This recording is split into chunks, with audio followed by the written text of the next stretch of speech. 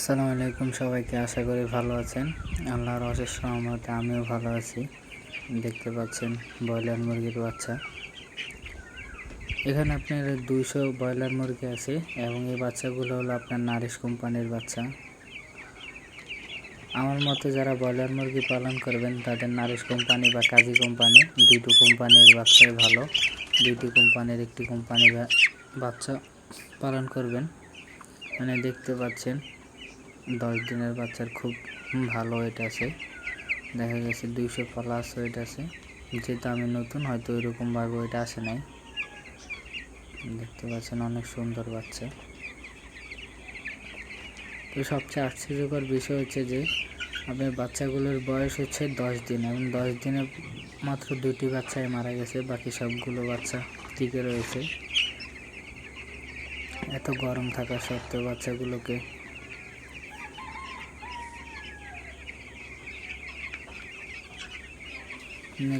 গরমের কথা যদি বলি তাহলে দেখতে পাচ্ছেন তাপমাত্রা বর্তমানে আপনার 37-38 ডিগ্রি তাপমাত্রা। এই ডিগ্রি তাপমাত্রাতে মুরগি পালন করা খুবই কষ্টকর।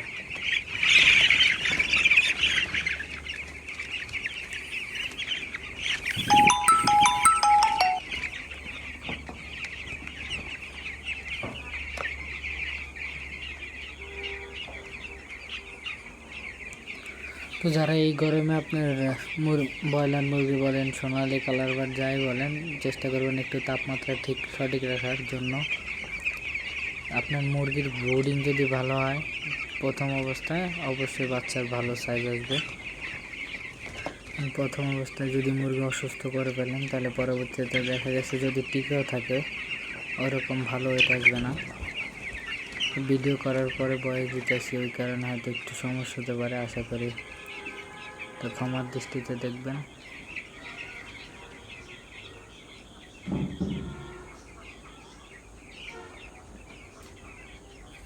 বাচ্চাও নারিশের, যে বাচ্চা যে খাওয়ার ওইটাও নারিশের।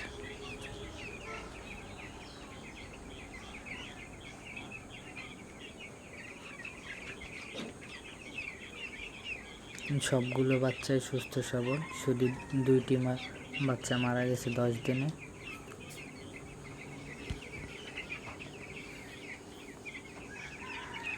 তো এই 200 মুরগিতে আপনার কত টাকা লাভ লস হয় এবং কয়টা মুরগি থাকে না থাকে এবং ব্রয়লার মুরগি পালন করা আসলে লাভজনক কিনা সব কিছু তথ্য জানানোর চেষ্টা করব। যারা এই ভিডিওটা দেখবেন আশা করি আমার সাথে থাকবেন, বাকি সবগুলো তথ্য আপনাদের জানানোর চেষ্টা করব সঠিকভাবে।